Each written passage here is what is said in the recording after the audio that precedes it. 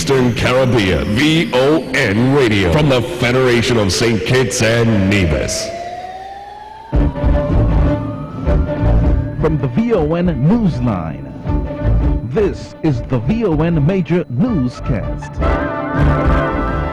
Good evening. I am Tashan Tyson in with your VON Major News package for today, Friday 8th November 2019. In our lead stories, nationally, groundbreaking for University Heights housing project here on Nevis, and Wally Beach, 6 under the radar beach hotels in the Caribbean. Regionally, Jamaica Parliament accepts report that proposes sex offenders registry and new offences against children. Internationally, Hong Kong students' death sparks impromptu protests and vigils. And in sports, Milan hits fastest T20 century by England player in win over New Zealand. We'll have the details, these and other stories after this message.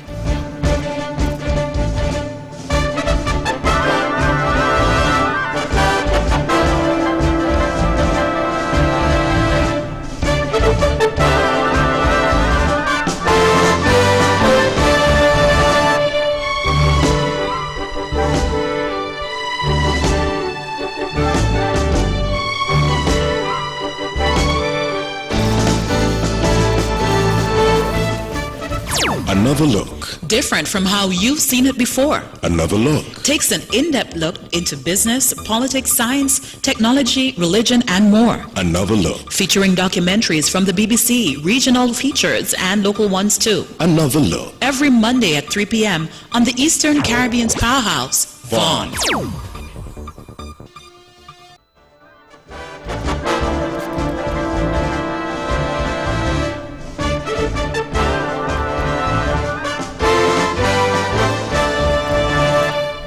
Welcome back. Another national news in detail. The Nevis Housing and Land Development Corporation, NHLDC, in collaboration with the St. Christopher and Nevis Social Security Board, have launched the University Heights housing project here on Nevis. Groundbreaking for the project, which is located at Lower Spring Hill, on October 24th. Speaking at his last press conference held on October 31st, Premier of Nevis, Honorable Mark Brantley, noted that the project was of great importance. That project is one of those projects that is demonstrative of the efforts of this government. The project is 3.25 acres, and it offers 13 lots at an average of a quarter acre each. So these lots are a little bigger, I think, than the usual lots that you would see. The main objective is to offer a piece of the soil to Nevisians who have studied abroad. And this is the headline. This land is being sold at easily $1 per square foot. The Honorable Mark Brantley. According to the Premier, the houses range from at least $320,000 up to as much as $350,000, with monthly payments ranging from $1,500 to $1,800 over an approximate 25-year period. Meanwhile,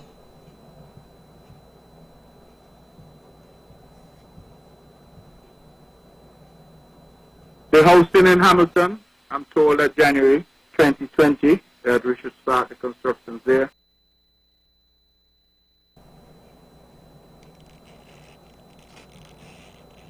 Premier of Nevis and Minister of Finance, Honorable Mark Brantley. He was speaking at his most recent press conference on Thursday, 31st October. The housing project is one of many undertaken by the Concerned Citizens Movement, CCM, led Nevis Island Administration, NIA, to provide more housing for its citizens. The NIA secured a $15 million loan for housing to facilitate the project from the St. Christopher and Nevis Social Security Board in an effort to continue funding the Affordable Home Program through the Nevis Housing and Land Development Corporation, NHLDC. The only beach resort here in Nevis has been ranked in the top 10 under the radar beach hotels in the Caribbean. The hotel has been ranked number 6 on the list by the Caribbean Journal. The rating was given in February of this year. According to the site, the family-owned retreat has 32 rooms on Nevis's beautiful Lovers Beach with the kind of warm hospitality for which the island has become famous. Sowerburn Beach Resort in Bonaire ranked number 1, while Vanderwalk Kantiki Beach Resort in Curacao ranked 2nd, and Karima Beach Club in Angola ranked 3rd. Was another group of Haitians detained after trying to illegally enter St. Kitts and Nevis' shores? That's a question one journalist posed during the Prime Minister's press conference on Monday, November 4th. The government of St. Kitts and Nevis repatriated a total of 49 Haitian migrants to their home country last week via chartered flights from the Robert L. Bratcher International Airport in St. Kitts. In the week of Sunday, October 20th, police and immigration officials detained 15 migrants after they arrived in our country's shores by boat and attempted to check into a hotel without first clearing immigration and customs. Later in the same aforementioned week, on Wednesday, October 23rd, in St. Kitts and Nevis' Coast Guard assisted 34 Haitian migrants after their boat was reportedly in distress. One Dominican who arrived in St. Kitts and Nevis in the second batch on October 23rd remained in the Federation, but on November 4th, head of the Immigration Department in St. Kitts, Merston Hughes, gave this response to the question and update on the matter. No, we did not have another batch of migrants from Haiti or any other country in the Caribbean. And the gentleman from the last of the persons who arrived in the Federation illegally left the country for Dominica. When he gets to Dominica, the police officers in Dominica will take him into custody for interrogation purposes. So that is the last of the 50 who are here. Head of the Immigration Department in St. Kitts, Merston Hughes. $30 million EC dollars have been set aside by the government of St. Kitts and Nevis and the Caribbean Development Bank, CDB, to provide training opportunities in technical and vocational education through the TVET program for young people under the Skills Training Empowerment Program, STEP. Permanent Secretary in the Office of the Prime Minister with responsibility for the STEP, Mr. Osbert de Souza, stated that we, the government, are trying to bring to your attention opportunities that are available for you to receive training in technical and vocational education. According to Mr. de Souza, the investment, which is through a TVET project, will offer young people the opportunities for training in the area of technical and vocational education in skills. The government is geared to upgrade the status of young persons both on St. Kitts and Nevis, he said. The soft skills training session was held last Thursday and was chaired by STEP's Quality Assurance Coordinator Consultant, Mr. Emil Green. The Permanent Secretary observed that both the TVET Secretariat and Advanced Vocational Education Center have been supporting the efforts of the Skills Training Empowerment Program. Jamoya Williams of the Maurice Hillier Memorial Junior School, the St. Kitts, is the finalist for the Junior Division of the Florida Caribbean Cruise Association FCCA Foundation for the Caribbean 2019 Children's Essay Competition. She was presented with a check for US $200 at a special ceremony by the Florida Caribbean Cruise Association Foundation on Wednesday, 6 November. During the ceremony, Permanent Secretary in the Ministry of Tourism, Carleen Henry Morton, expressed that the government of St. Kitts and Nevis is proud of Miss Williams' achievements. The competition was between primary and secondary school students from FCCA partner destinations in the Caribbean, Latin America, South America, and Central America. The essay contest was divided by age group. Junior Division for children aged 12 and under, and the Senior Division for children between the ages of 13 to 16 years. Each student was required to submit one essay written in English, 500 words in length on the topic. Many cruise passengers use cruising as a way to sample different destinations. What impression does my country leave on these passengers, and how does it or should it attract them back as stay-over guests? The Governor-General of St. Kitts and Nevis, His Excellency Sir S.W. Tapley Seaton, GCMG CVO QCJP LLD, left the Federation on Thursday, November 7th. According to a release from the Government House in St. Kitts, he considers the period in which he will be absent to be of short duration. Accordingly, in pursuance of Section 23 of the Constitution of St. Kitts and Nevis, the Governor-General has appointed Michael Morton, CBE, JP, to perform the duties as Governor-General's deputy. Meanwhile, Governor-General of St. Kitts and Nevis, His Excellency Sir S.W. Tapley Seaton, received a visit from the 2019 robotics team at Government House, which comprised of 7 persons, namely Dr. Ricardo R. Neal, Xavier Shaw, Anika Sanders, Vivisha Watley, Ebion Stevens, Jeremiah Warner, and Jordan Prentice. This is the 3rd year that the team has been received by the Governor General at the Government House. The visit at the aforementioned venue was intended to congratulate the team on the outstanding performance held this year in Dubai in competition with over 100 teams hailing from around the world. The team performed with distinction and wore the medals they won at the competition. The robotics competition brought together creative young minds that showcased their talents in the fields of robotics and artificial intelligence. The multi-purpose facility under construction at Market Shop in Dunderland will be ready for the official opening and naming on November 28, 2019. That's according to Minister of Culture here in Nevis, Honorable Eric Evelyn. During the course of the previous week, the minister noted that the contractors had given a commitment that the facility would be ready on time. Additionally, he expressed his pleasure with their steady pace of work to keep the commitment. Mr. Evelyn is also the Minister of Social Development and the area representative for the parish of St. George's. As the government prepares to open the brand new facility, Minister Evelyn urged the public to be a part of the grand opening. And finally, October was a Fire Prevention Awareness Month, and as such, the St. Kitts International Academy, or Sky Academy, in collaboration with the St. Kitts and Nevis Fire and Rescue Services, educated students on fire safety. Principal Krista James of Sky Academy, Keith A. Hicks, Director of Safety and Security of Windsor University, and Fire Prevention Officer Timothy Martin teamed up in this initiative. Fire prevention education is something that all children should be exposed to so that they are prepared in the event of a life-threatening emergency to act swiftly. Member of the SKN FRS held fire prevention classes for students in grades K to 6 and 7 to 12. Students learned the importance of ensuring that smoke alarms are placed in homes and maintained. The second phase of this partnership was a campus-wide fire drill in which the entire school was evacuated to their assembly point. The third phase of this arrangement includes education for the entire team at Sky Academy. And that's the national news segment. You can visit our website at www.vonradio.com or check us out on Facebook at Von Radio or our Von Radio YouTube channel for these and other stories. News from across the region is next.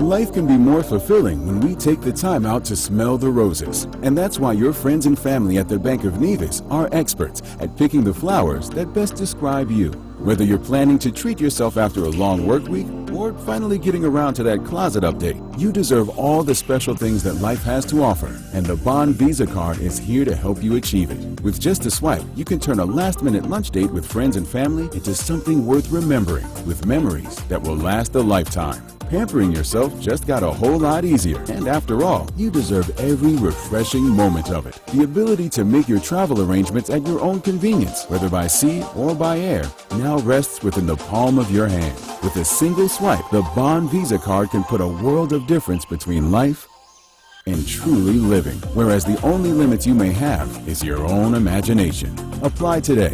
The Bank of Nevis Limited, improving the quality of life.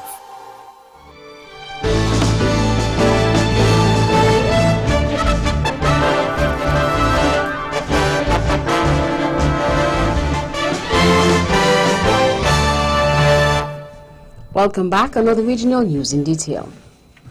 Out of Jamaica. The House of Representatives has approved a report of the Joint Select Committee of Parliament appointed to complete the review of the Sexual Offences Act, the Offences Against a Person Act, the Domestic Violence Act, and the Child Care and Protection Act, which recommends new offences related to sexual assault and the establishment of a sex offenders registry. In her contribution to the debate, Minister of Culture, Gender, Entertainment and Sport, Olivia Grange, said that there is need for stronger laws to deal with gender-based violence, particularly sexual offences, as well as illicit acts against children, the elderly and pregnant women. The minister noted that 1 in every 4 women in Jamaica has experienced physical violence by a male partner. Additionally, 1 in every 5 women reported being sexually abused before reaching age 18. Grange pointed out that women across the country are finding ways to live with the abuse, noting that many of them are unable to leave the abusive environment because of myriad reasons.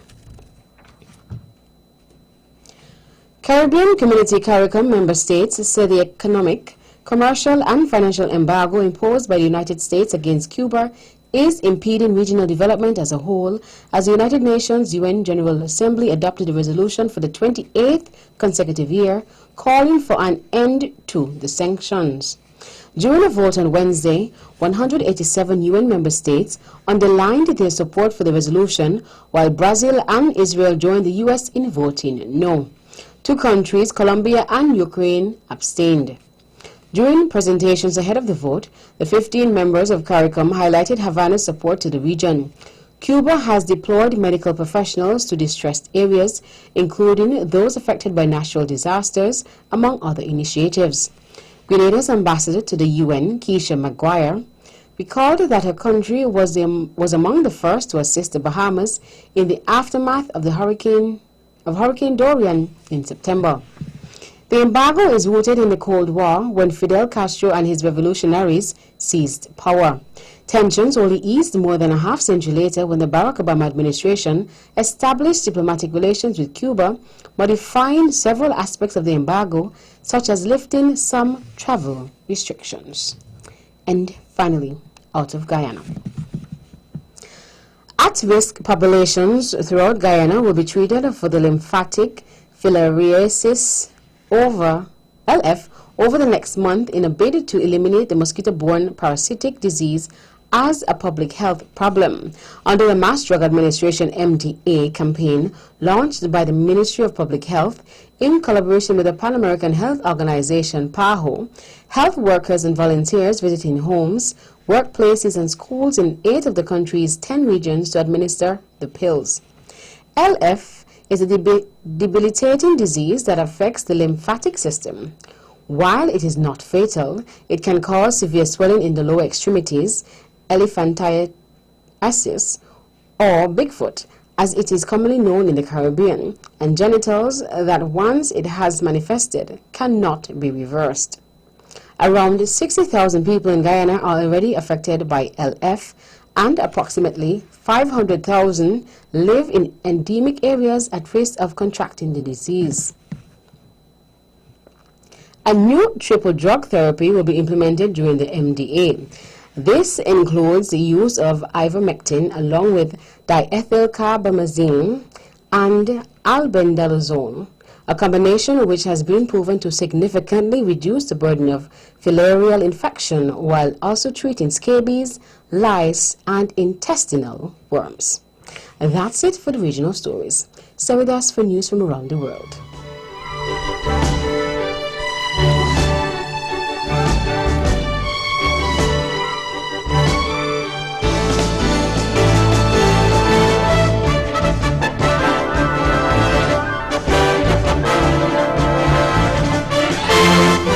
Welcome back, and now the international news in detail. A Hong Kong student has died after falling during protests on Monday, sparking impromptu protests and vigils from pro-democracy activists. Alex Chow fell from the ledge of a car park during a police operation to clear the area on Monday morning. The exact circumstances of his fall are unclear, but reports say he was trying to get away from tear gas. The BBC's Stephen McDonnell reports. A police spokeswoman said the force would make every effort to investigate this protester's death. She also urged people in Hong Kong to remain calm and rational after demonstrators blocked the city's streets once the announcement came that doctors could not save Georgie Locke. Paramedics said that because of some type of traffic snarl, it took them 19 minutes to reach the university student who'd sustained serious brain injuries. Activists have blamed this on a police roadblock. However, officers have denied stopping the ambulance. The names of all 39 Vietnamese nationals who were found dead in a refrigerated lorry in Essex have been released by police. 10 teenagers, including 2 15-year-old boys, were among the victims. Their bodies were found in a lorry trailer in an industrial park in Grays on 23rd October. The bodies were found on the Water Glade Industrial Estate in a container which had been shipped to nearby Purfleet from Zeebrugge in Belgium. Lorry driver Maurice Robinson from Northern Ireland has appeared in court charged with offences including 39 counts of manslaughter.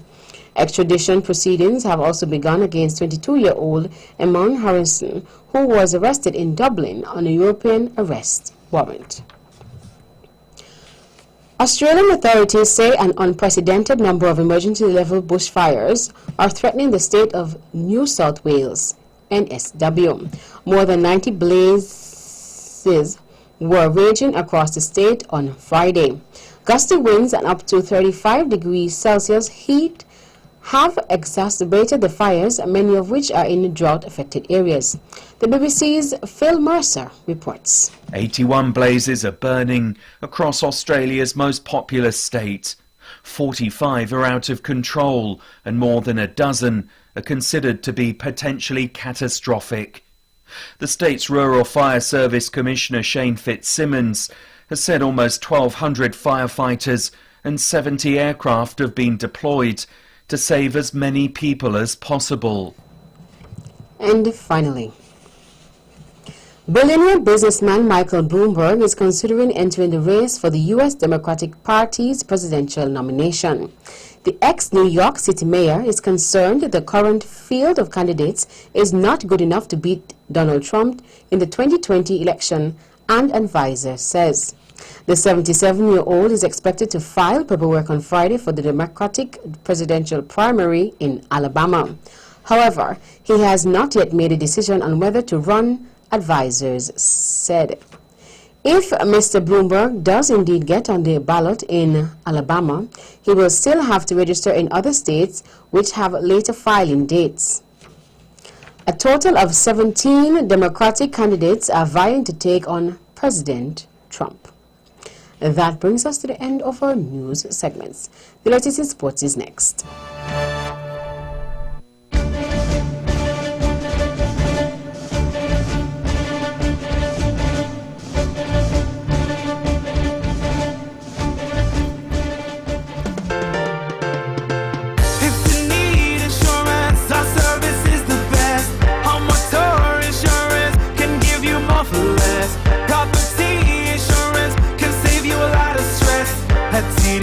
Insurance Company Limited. We care about your investment. Guarantee you peace of mind. The best team in the business. Guarantee you peace of mind. No other company will guarantee you peace of mind. Together we'll succeed and guarantee you peace of mind. CDC Insurance Company Limited, where you get more coverage for less.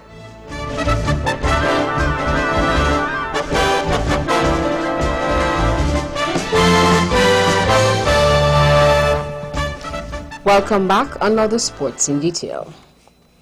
In cricket, Dawid Malan hit the fastest T20 century by an England batsman as the Tourists crushed New Zealand by 76 runs in Napier to level the 5-match series with 1 game remaining. On an astonishing night, Malan struck 103 from 51 balls to become the second England player to make a T20 ton. Captain Ewan Morgan made 91 from just 41 balls, as England posted their highest T20 total of 241 for 3. Leg spinner Matt Parkinson took 4 for 47, as New Zealand was dismissed for 165. The final match takes place in Auckland on Sunday.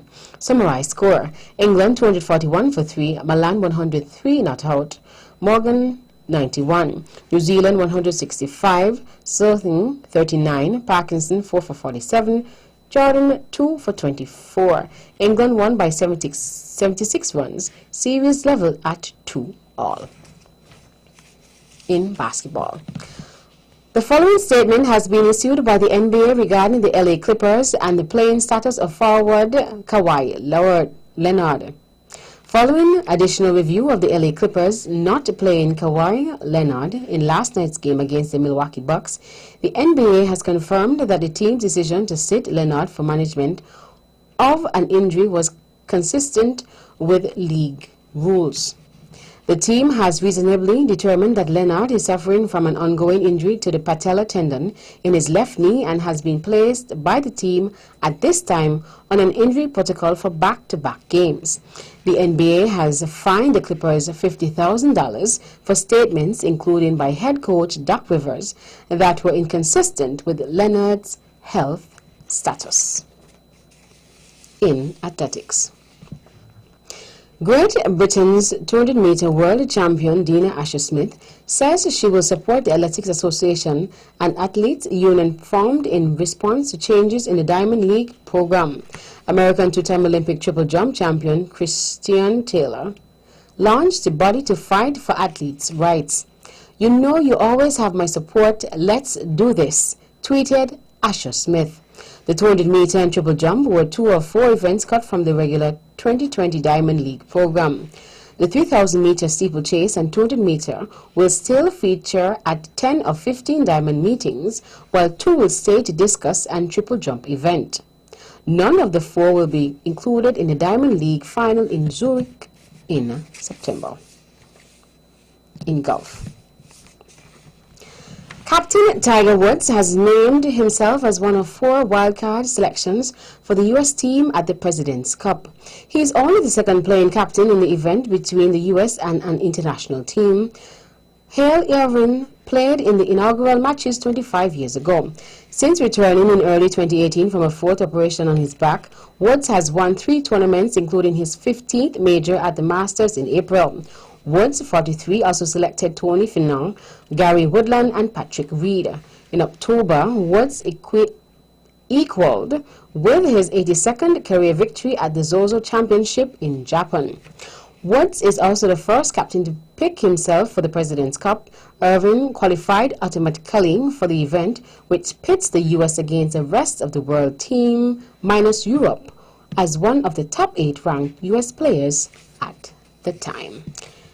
And finally, here are the scores for last evening's basketball matches. Boston Celtics 108 to Charlotte Hornets 87. Oklahoma 112 to Spurs 121. Miami Heat 124. Suns 108. Clippers 107 to Portland 101. That's it for sports. The General Weather Report is next.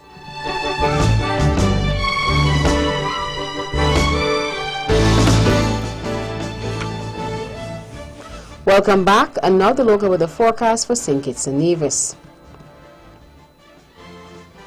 There will be fair to partly cloudy skies tonight with a 40% or moderate chance of brief passing showers. Winds are east at 19 to 30 kilometers per hour or 10 to 16 knots.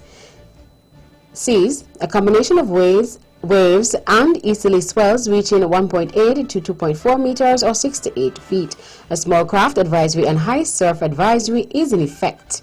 Sunrise tomorrow will be at 6:12 a.m. And that's a wrap up the Major News Package for today, Friday, 8th November 2019. Before we go, let's take a look at the headlines once again. Nationally, groundbroken for University Heights housing project here on Nevis, and Wally Beach 6th under the radar of beach hotels in the Caribbean. Regionally, Jamaica Parliament accepts report that proposes sex offenders registry and new offences against children. Internationally, Hong Kong students' death sparks impromptu protests and vigils. And in sports, Milan hits fastest T20 century by England player in a win over New Zealand. On behalf of the rest of the news team, I am Tashan Tyson, wishing you a safe and an enjoyable weekend.